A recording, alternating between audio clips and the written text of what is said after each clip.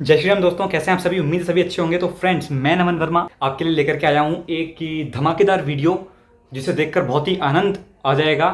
तो आज की वीडियो का टाइटल है संबित पात्रा ठग लाइव। आप सभी जानते होंगे संबित पात्रा जी को, एक बहुत ही बढ़िया वक्ता हैं बीजेपी के, और इन्होंने बिल्कुल इनकी ठग लाइफ है, इन्होंने ऑपोजिशन को डिस्ट्रॉय कर दिया है बिल्कुल, है ना। तो जालिम दुनिया का ये वीडियो है, तो आइए स्टार्ट करते हैं बिना किसी देरी के। और उससे पहले आपने अगर अभी तक मेरे चैनल को सब्सक्राइब नहीं किया है तो करो ना यार, सब्सक्राइब करो फटाफट से यार, बिल्कुल बेल आइकन दबाओ ताकि ऐसी वीडियो चाहिए आपको और की नहीं चाहिए, मजेदार, है ना। तो सब्सक्राइब करो यार, जरा दबा के सब्सक्राइब करो, दिल खोल के सब्सक्राइब करो यार, है ना। हाँ, शेयर करो वीडियो को। तो आइए स्टार्ट करते हैं, let's get started. Sambit Patra ठग लाइव डिबेट्स। मियां खलीफा कोई है, ये सार मैं तो कहता हूँ राहुल गांधी छुट्टी बिताने कहाँ जाते हैं। ये जो विदेशों में जाते हैं बार बार, जान से मैं तो अंग्रेजी हूँ, मगर मैं तो अंग्रेजी हूँ, आप जान नहीं पा रहे, मैं अंग्रेजी हूँ, मगर मैडम सोनिया गांधी का जन्म झुमरी तलैया में हुआ था। आप जो है निखिल भल्ला को राहुल गांधी के साथ भी देख सकते हैं। ये सब चुनाव में लेके भाषण क्यों नहीं करते हैं? अरे अंजना जी मुझे बोलने में तो अंजना जी, अरे मैं अभी कहूंगा 50 साल का नासमझ बच्चा, मैंने नाम लिया मगर समझने वाले समझ गए कि 50 साल का नासमझ लड़का कौन है। मुझे बताओ भाई कमेंट सेक्शन में कौन है वो? ऑफिसर हूँ। करते हैं तो हो जाते हैं बदनाम, तस्लीम रहमानी। कत्ल भी करते हैं तो चर्चा नहीं।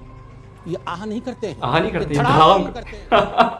श्री राम भाइयों, तो स्वागत है मेरे चैनल जालिम दुनिया में। तो आज की वीडियो होगी बहुत ही शानदार, क्योंकि आज की वीडियो में संदीप पात्रा की कुछ मजेदार वीडियो हम संबित देखने वाले पात्रा। हैं। जो संदीप पात्रा जो विपक्ष को हंसा हंसा कर मार डालते हैं, आज की वीडियो उन्हीं पर होने वाली है। आज की वीडियो बड़ी फनी एंड मजेदार होने वाली है। आप प्लीज ये वीडियो को अंत तक जरूर देखें, और अगर आप हमारे चैनल पे पहली बार आए तो मैं लाइक सब्सक्राइब कमेंट जरूर कीजिए। अवश्य करें। चलिए शुरू करते हैं। देखिए, जब राहुल गांधी मैं कहता हूं, याद करिए, ये माँ बेटे जाके 2008 में चाइना में एमओयू साइन करते हैं। शी जिनपिंग बैठे हुए हैं, दोनों अगल बगल में दाएं और बाएं तरफ माँ बेटे खड़े हैं, और आज ये चाइना कर रहे हैं। ये चाइना में भी मीटिंग करते हैं, चाइनीज के साथ भी मिले हुए हैं, और यहाँ रिहाना, ये क्या मियां खलीफा कोई है, ये सार मैं तो कहता हूँ राहुल गांधी छुट्टी बिताने कहाँ जाते हैं। ये जो विदेशों में जाते हैं बार बार भागते रहते हैं, क्या करते हैं वहां जाके? ये इन्हीं लोगों से मिलते हैं, ये मियां खलीफा, ये रिहाना, और ये सारा पैसों का कारोबार है। तू समझा? संबित पात्रा और आप जैसे लोग शायद अभी अभी हल चला के ही आए हैं, और जिंदगी आपकी हल चलाते गुजर गए। इतने बड़े किसान हैं आप लोग, और आपने ये मान लिया है। आप तो रियाना के भक्त लग रहे हैं। आपने ये मान लिया है आप तो रियाना के भक्त लग रहे हैं, बड़े वाले। मुझे नहीं पता आप रियाना के इतने बड़े फैन हैं, रियाना की किसानी के इतने बड़े फैन हैं आप। मुझे नहीं पता था, रियाना कौन है? मुझे नहीं पता था। चलिए ठीक है, कंप्लीट करिए आप। कुछ आज गलत कमेंट किया था। अमित शाह का नाम हमने शहंशाह इसलिए रखा है, उनके लिए कोई नियम नहीं, कोई कानून नहीं। डकैती की बात करते हो? अच्छा, पवन खेड़ा। किसानों पे भाषण दे रहे थे। एमएसपी 10,000 करोड़ इन्होंने खर्च किया पूरे देश में। एमएसपी 75,000 करोड़ तो हमने ऋण माफी में कर दिया था। ये 10,000 करके पूरे विश्व में ढिंडोरा पीटने जा रहे हैं। अंग्रेजों से सर्टिफिकेट लेने की इनकी पुरानी आदत है, आज की नहीं है। 47 से पहले अंग्रेजों से ही सर्टिफिकेट लेते थे। तो मीडिया की तो आप सुनेंगे नहीं, तो जानते हैं, समझदार हैं। काश इतनी समझ हम में होती कि मीडिया कैसे मैनेज किया जाता है, तो शायद आज मैं वहां होता, आप यहां होते। मानते हैं ना? अभी बदत है भाई, अभी बदत है।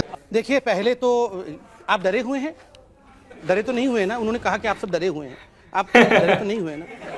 ये डरे नहीं, डर का इतने माहौल। डरे हुए हैं कि बता भी नहीं पा रहे। ठीक है, आप बता नहीं पा रहे, बताइए, खुल के बताइए। आप लोग सब डरे हुए हैं, ये सारे डरे हुए हैं, बस ये कांग्रेस वाले डरे नहीं, बाकी सब डरे हुए हैं।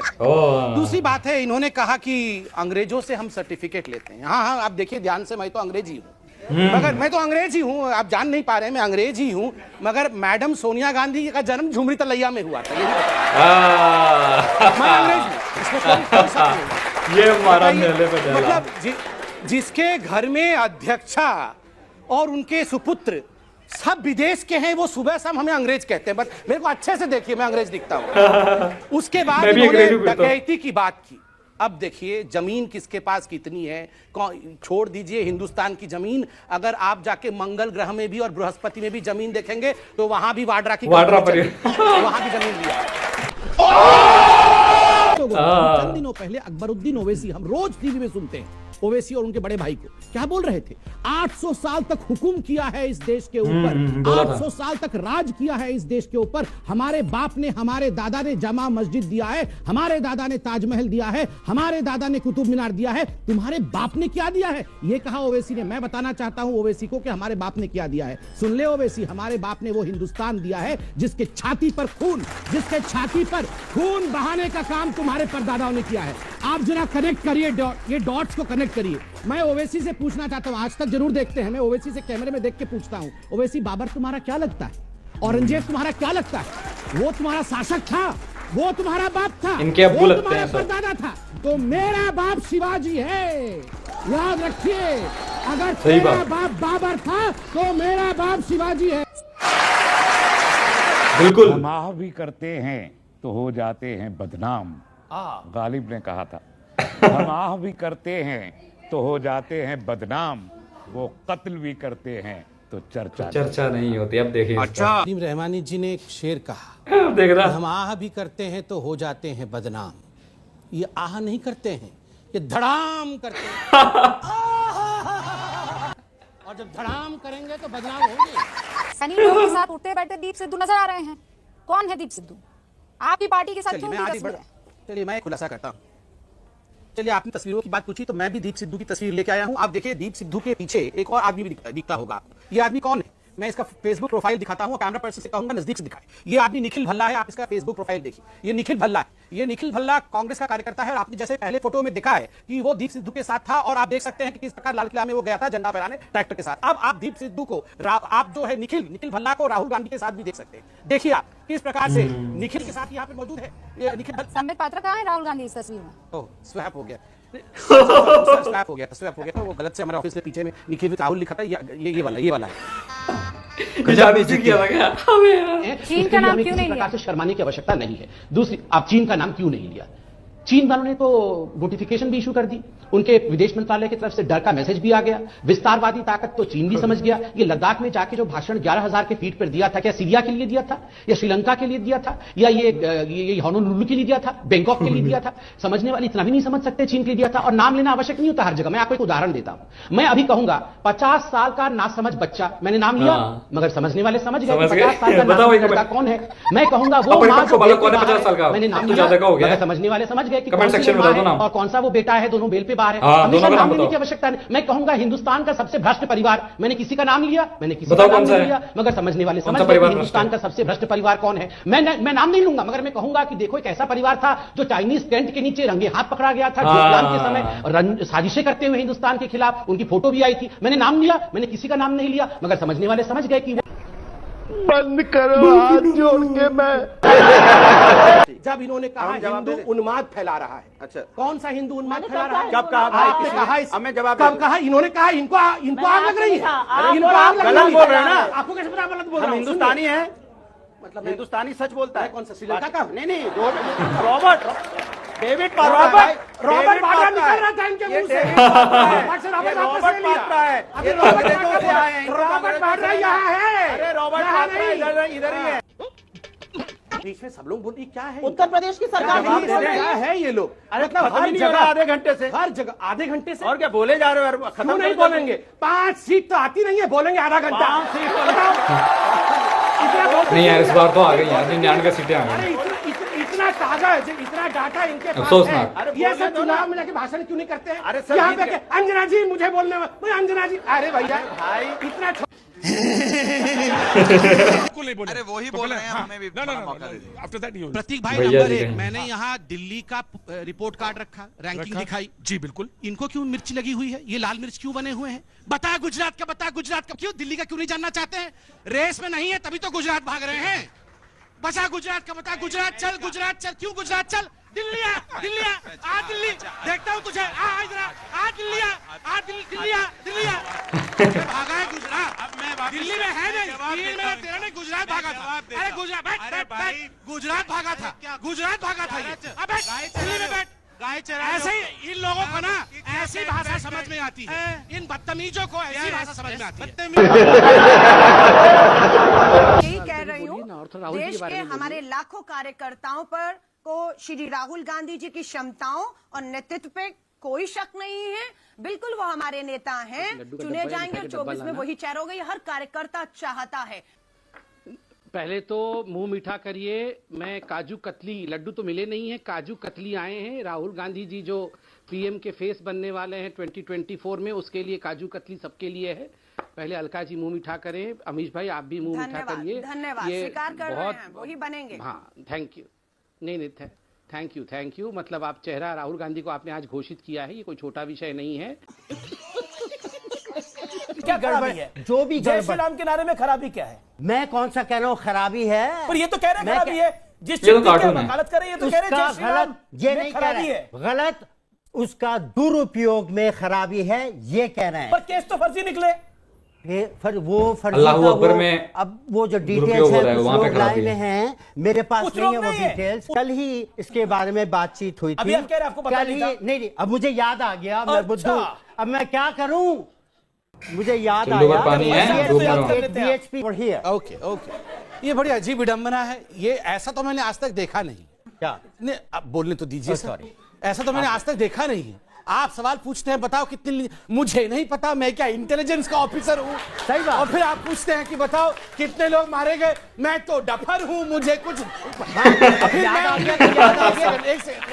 डफर की खासियत यही होती है, बाद में याद आता है। सर एक सेकंड रुक जाइए, जब बहुत देर हो जाती है तो डफर को याद आता है।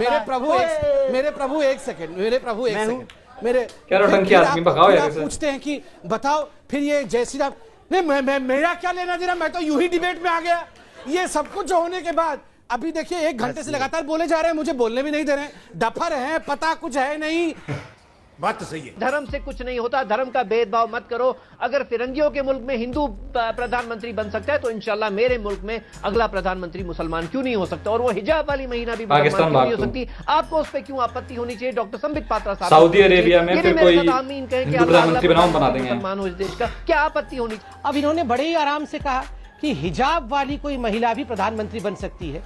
ये मुझे तो समझ में नहीं आता है, खुद कोट टाई पहन के बैठ जाते हैं और महिला हिजाब और बुर्के में ही होनी चाहिए, ये क्यों?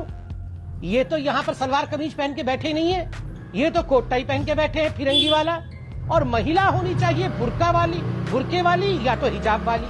आप इनसे पहले पूछिए ये कब सलवार कमीज पहन के आएंगे, ये तो खुद फिरंगी बन के बैठा हुए है। एक से एक कार्टून आते हैं डिबेट में। उम्मीद है आपको ये वीडियो पसंद आई होगी। अगर आपको ये वीडियो पसंद आई है तो लाइक कीजिए, कमेंट कीजिए। हम मिलते हैं आपसे नेक्स्ट वीडियो में। तो गाइज ये थी वीडियो, कैसी लगी आपको जो है कि कमेंट सेक्शन में मुझे कमेंट करके बताएं कि आपको ये वीडियो कैसा लगा। और इसमें जो है संबित पात्रा ने लिटरली डिस्ट्रॉय कर दिया अपोजिशन को, और लास्ट में आया था ये माजिद हैदरी, ये तो पाकिस्तानी है और इसको पता नहीं क्यों बुला लेते हैं डिबेट में, ऐसे को तो बुलाना नहीं चाहिए। कश्मीर का एक्टिविस्ट है शायद ये, है ना, ये टेररिस्ट है एक, और टीवी पे इनको बुला लेते हैं, ऐसे बुलाना नहीं चाहिए। बाकी वो एक ओपी था यार कि तस्लीम रहमानी जब बोलते हैं कि गालिब का शेर सुनाते हैं कि जो है गालिब ने कहा था हम आह भी करते हैं तो बदनाम हो जाते हैं, वो कत्ल भी करते हैं तो चर्चा नहीं होती। तब क्या कहा, आप आह नहीं करते हैं, आप धड़ाम करते हैं। और बिल्कुल सही बात है, आप जो है आतंकवादी तो मचाते हैं और बॉम्ब ब्लास्ट करते हैं हर जगह जाके, जिस देश में आप लोग हैं आप यही कर रहे हैं।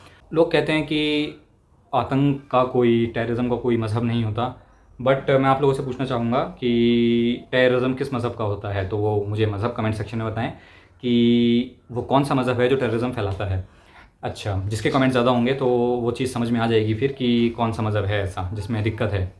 ठीक है, तो आप जो है कमेंट सेक्शन में कमेंट करना मुझे। बाकी संबित पात्रा जी अब तो डिबेट में आते नहीं हैं, अब तो ये जो है कि पार्लियामेंट में रहते हैं मोस्ट ऑफ द टाइम। अब डिबेट इन्होंने शायद छोड़ दिया, हालांकि इनकी डिबेट में काफ़ी आनंद आता था, बहुत मज़ा आता था। ये हो गए सुधांशु त्रिवेदी हो गए, और जो है कि काफ़ी, एक ज़फ़र इस्लाम भी हम बीजेपी के प्रवक्ता हैं जो, और शहनवाज हुसैन भी अब नहीं आते हैं। बाकी संबित पात्रा तो बिल्कुल इन्होंने शायद छोड़ दिया है डिबेट करना, अब ये सिर्फ पार्लियामेंट और ये वाले वक्त देखते हैं। तो ये चीज़ें हैं। बाकी पवन खेड़ा को भी अच्छे से धोया इन्होंने, और संबित पात्रा एक हाजिर जवाबी वाले इंसान हैं जैसा कि आप जानते हैं, और सुधांशु त्रिवेदी भी पूरे फैक्ट रखते हैं सामने, संबित पात्रा भी ऐसे ही हैं। तो इनकी जो है डिबेट देखने में मैं बहुत मज़ा आता था। कौन कौन इनकी डिबेट देखता है और देखता था पहले, अब तो खैर आती नहीं है इनकी डिबेट। जब तक इनकी डिबेट, जब तक ये थे डिबेट में तो मैं इनकी डिबेट देखता था, बट अब मैंने छोड़ दी डिबेट क्योंकि मुझे इनकी डिबेट देखने में मज़ा आता था। और बढ़िया इंसान है काफ़ी। संबित पात्रा जी बोल रहे थे कि 5 सीटें आती नहीं हैं इनकी, वो बात सही थी 2024 से पहले तक, है ना, 2019 के चुनाव के लिए। बट अब इस बार तो भाई गठबंधन बना के सिर्फ अकेले कांग्रेस की 99 तो आई गई हैं। खैर अब माननी पड़ेगी ये बात। अब ये है, अब आप लोग विफल रहे हैं, बीजेपी वाले, ये बात माननी पड़ेगी, हिंदुओं को जगाने में आप लोग विफल रहे हैं। हालांकि आपने काम कितना भी अच्छा क्यों ना किया हो, कितना भी जो है कि आपने इस बार तो सारा बजट रोज़गार को लेकर था, कितना भी डेवलपमेंट किया हो, इंफ्रास्ट्रक्चर पर काम किया हो, लेकिन आप देश के हिंदुओं को नहीं जगा पाए। आप देश के हिंदू जो जातियों में बैठे हैं उनको एक नहीं कर पाए, इसमें आप विफल रहे। तो उसका ही नतीजा आपको मिला इस बार 24 के इलेक्शंस में कि आपको जो गठबंधन की सरकार बनानी पड़ी और अभी बजट में आपको बिहार को, अकेले बिहार को 25,000 करोड़ का बजट एलोकेट करना पड़ा, जो कि वहाँ की अब जो है सरकार है, करप्ट सरकार है, वो खाएगी। नीतीश बाबू खाएंगे आराम से बैठ के, है ना। तो मतलब क्या ही बोलें, बुढ़ा गए हैं नीतीश बाबू भी, ऊपर वाला भी उनसे चंद साल ही बड़ा होगा, लेकिन पेट नहीं भरता इनका, तुमको पता नहीं कितना खाना है। खैर हर कोई मोदी योगी नहीं हो सकता, ये बात भी है। बीजेपी में भी काफ़ी अंदर भूचाल मचा हुआ है इस टाइम, जैसा कि आप जानते ही होंगे। तो इंटरनल पॉलिटिक्स चल रही है अभी इस टाइम बीजेपी में भी। अभी देखते हैं क्या होता है। ऐसी लेटेस्ट अपडेट के लिए आप लोग बने रहे मेरे साथ, मेरे चैनल को वैसे सब्सक्राइब कर लें, है ना, तभी आपको ऐसे लेटेस्ट अपडेट मिलते रहेंगे। जो भी न्यू वीडियो आती है, न्यू लेटेस्ट वर्ल्ड अफेयर से रिलेटेड वीडियो, जो पॉलिटिक्स से रिलेटेड वीडियो होती है, वो कंटेंट आपको मिलता रहेगा। मेरे चैनल को सब्सक्राइब कर लें, वीडियो को अधिक से अधिक शेयर करें, क्योंकि ये भारतीय कॉन्टेंट है। आप लोग जाके पाकिस्तानी कॉन्टेंट देखते हैं, उससे भला किसका होता है? पाकिस्तानी का। इनकम किसकी होती है? पाकिस्तानी की। पैसा जाता है पाकिस्तान, और फिर वो पैसा कहाँ यूज़ होता है? उनकी सरकार के पास जाके, वो उनकी मिलिट्री के पास जाता है, आतंकियों के पास जाता है, और फिर वो हमारे जवानों के खिलाफ यूज़ होता है। तो आप पाकिस्तानी कंटेंट ना देखें, आप इंडियन कंटेंट देखें। मैं नहीं कह रहा हूँ कि सिर्फ मुझे देखें, जितने भी रिएक्शन चैनल्स हैं या जो भी इंडियन कंटेंट बनाते हैं, आप उनको जाकर के देखें। तो ये चीज़ भारत हित में है, इतनी सी देशभक्ति आप दिखा सकते हैं। तो मिलेंगे फिर नेक्स्ट वीडियो में, तब तक के लिए बने रहें मेरे साथ। जय श्री राम।